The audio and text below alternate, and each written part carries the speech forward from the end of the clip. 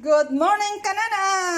Nandito na naman po tayo at linggo po ngayon. So, gagawa po tayo ng sushini. Ito po yung sushini. Sushini. Kapatid siguro to parang parang kukumpar na malaki na paano. Pero parang kapatid yata ng upo ito. So, ito po lulutuin. I-bake ko po siya, guys. So, ito po yung gagawin natin. Inanda ko lang po yung karne ng baka. Mince po siya yung giniling, tapos bawang at saka sibuyas po. So, ito po yung gagawin natin. Hihiwain po natin to, guys. Saglit lang po. Ayan siya, guys. Hiniwa ko po siya. So, parang to? Parang upo ba to? O yung So, hihiwain ko po to. Tapos, aalisin ko po yung laman niya. Ito po siya. So, hindi ko po siya, kasi wala pa akong phone holder pack. So, mano-mano pa po ang ating gagawin. Alisin ko po na mo yung laman niya bago ko po siya igisa. So, saglit lang, guys. So, ito na siya, guys. Naalis na po yung laman niya. Ito po siya. Tapos, itong laman niya po, guys, ko lang, tatabi ko kasi hihiwain ko to, tapos ihahalo ko din po sa karne.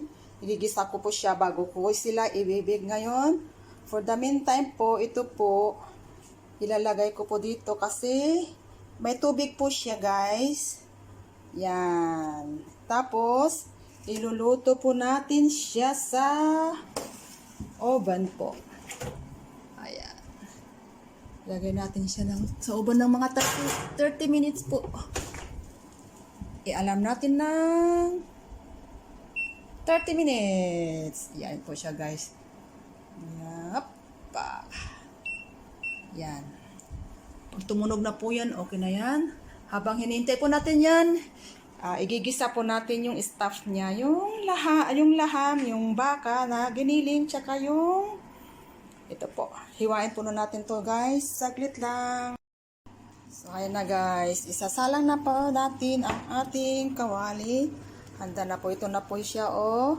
Hinihiwa ko po siya ng maliit at igigisa natin na po siya. Gagamit po tayo ng anong tawag dito? Butter. Sige po, guys. Luto na pa tayo, guys.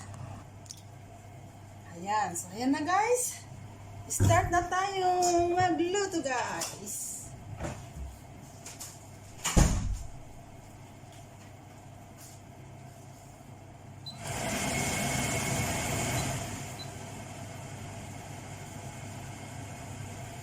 Start na tayong magluto, guys. Ang una po, ilagay na natin ang ating tunawin po natin ang ating butter. Tunawin po na natin yan. Tunaw-tunaw pag may time.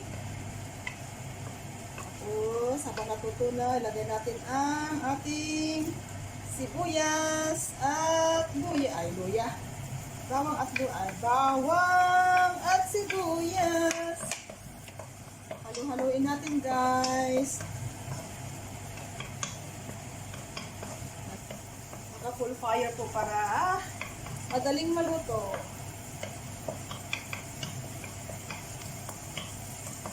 Ayan na, guys. Ilagay na natin ang ating giniling na karne.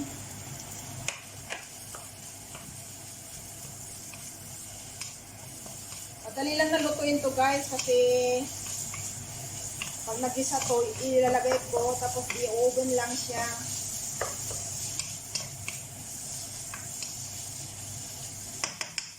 Ilagay natin ang ating paminta. Paminta lang po yung nalagay natin. Kasi malasa na ito mamaya, kasi nilalagay po natin dito mamaya mga cheese. Mahilig sa cheese yung amo ko. So, yan natin ang paminta, guys. Tapos, lagyan po natin na naubo ako. Oregano, guys, to. Dried oregano. Masarap to sa mga pasta. Pag nagbibig kayo. Maganda to. Saka, maraming benefits yung oregano din.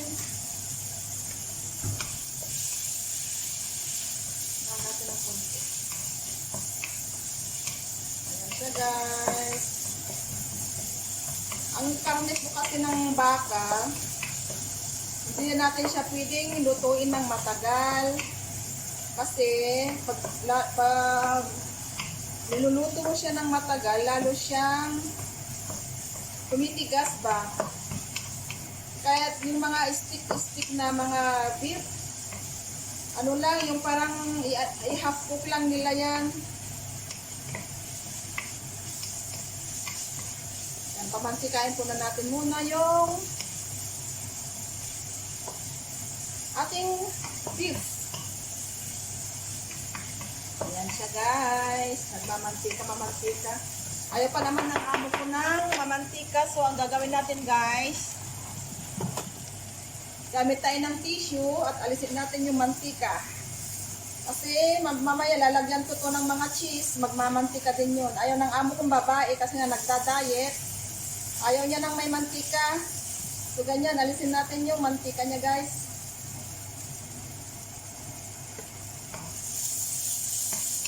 Yan, wala na. Kunti na lang. Tapos, ilagay na natin ang zucchini.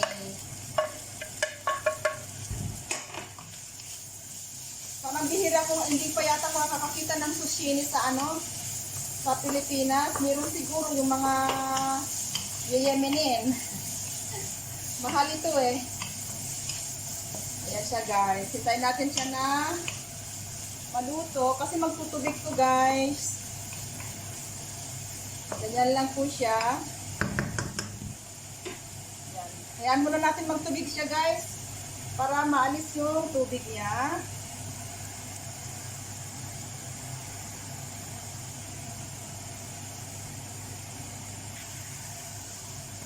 Ayan, nagtubig-tubig na siya guys. Kasi pag kailangan matuyuan siya dahil pag inilagay na natin sa pag nag-bake na tayo, hindi siya mamamasa. Luto na rin siya guys. Kasi madali lang naman lutuin to. Stir lang, stir fry lang.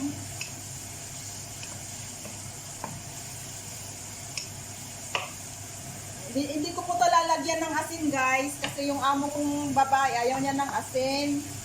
At saka yung mamaya, ilalagay yung mga cheese. Maalat po yung cheese, kaya hindi na kailangan lagyan ng asin. Tignan natin guys kung luto na yung karne.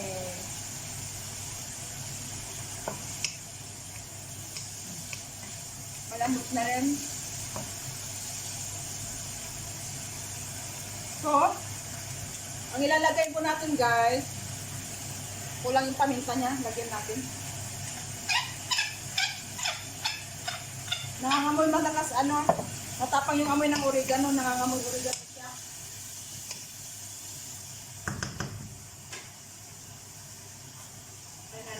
Ang ilalagay po natin, lagyan natin ng ito cooking cream. Para hindi po siya magmasa-masa. Kunti lang po. Cooking cream para maging creamy siya guys. Ayan na siya. Para po pag lumamig siya, hindi po siya mabiging mabasa. So, okay na yan guys. Papatayin ko muna yung Ayan ko muna siya na ganyan. Patayin na natin yung apoy guys. Kasi luto na siya. Hintayin ko lang na maluto yung zucchini bago natin siya ilagay sa zucchini at i-bake po natin sa oven. So, hayaan muna natin siya guys na ganyan. Pinatay ko na yung kalan. So, just a moment guys. So guys, nag-a-alarm na po. Luto na po yung ating zucchini sa oven. I-off na natin at ilalagay na natin po yung ating ginisa. Ayan na po siya. Dry po siya. Kunti lang yan. Samo ko lang po yan.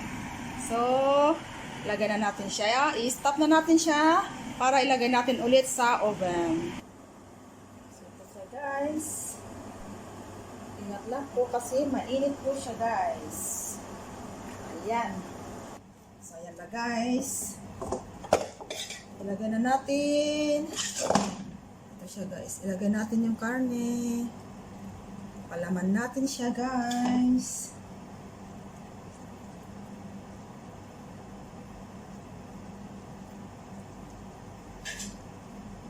Siksik ligalig. Ayan.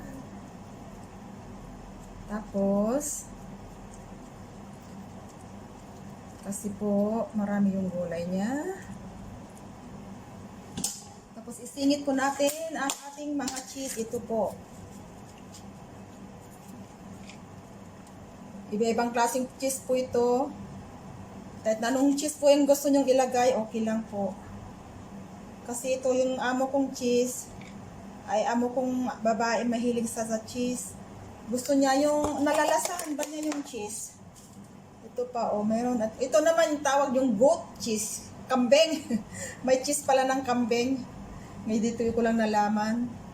Lalagay po natin siya. Kasi gusto ng amo ko yung matapang na cheese ang nalalasahan niya guys. So punuin natin ng cheese. Pagkatapos po nito, yan, nilagay muna natin lahat ng cheese. Malinis po yung kamay ko guys.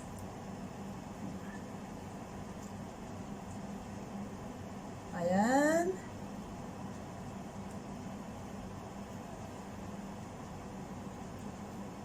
Magmamantika. Kaya hindi na kailangan lagyan ng asin guys.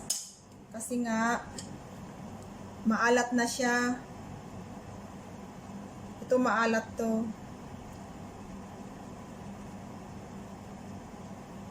Baka naman yung tiyan ko na yung nakikita nyo. Yan. Okay na yan guys. Napuno na siya. Kailan, siksikin. Siksik ligalig siya. Hindi kasya yung Ayan siya. Matutunaw naman yan guys.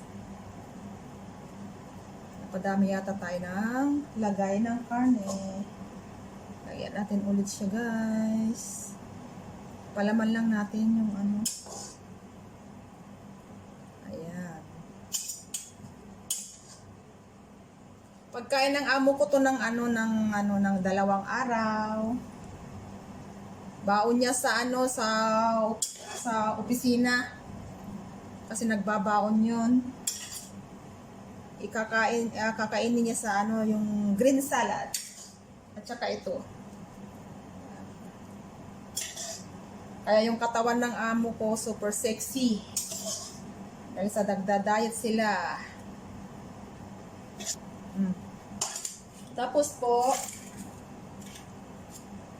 pagkatapos niya, lagyan po natin ng mozzarella. Ito po mozzarella para po yung ginagamit sa mga pizza. Para po hindi po siya masunog. Masunog sa taas. Ba? Ayos-ayos lang. Ayusin muna natin kasi maglalaglagan to. Naka-freezer to guys. Kunti lang. Kasi sasabihin ng amo ko walang cheese. Sasabihin sa akin hindi ka nag-gloves. Hindi ka nag-gloves. So ayan na siya guys. Meron pa natira na cheese. Ilagay natin sa ibabaw. Ito lang po yung kinakain na cheese ng amo ko. Yung mga cheese ng mga burger, hindi niya kinakain yun kasi mamantika daw yun. Ito, less mantika siguro. Ayan. Linisin muna natin guys. Okay na yan. So, ganyan lang yun. Kaya madali lang to. Ilagay natin dito sa mini oven ko. Ito, mas madali na to kasi dun sa malaki ko ilagay. Tapos, natin ng 200, 15 minutes o 10 minutes. Ayan. Okay na yan. Pag click na yan, luto na siya guys. Ang ibig sabihin ay, luto na siya. Buksan natin guys. Ayan. Tingnan natin. Ayan na po siya guys. Naluto na siya. Ayan, nag-melt po yung cheese niya sa loob. So, ganyan na po nakakainin ng aking amo. So, thank you guys. Nakaluto na naman po tayo ng isang putahe ngayong araw na ito. Pagkain po ng amo ko. Salamat po sa mga lagi niyong panonood ng aking video at sana po lagi po kayong gabayan ng ating Panginoon sa araw na ito at sa araw-araw nating gawain. I love you more guys at salamat po sa inyong lahat. God bless you more!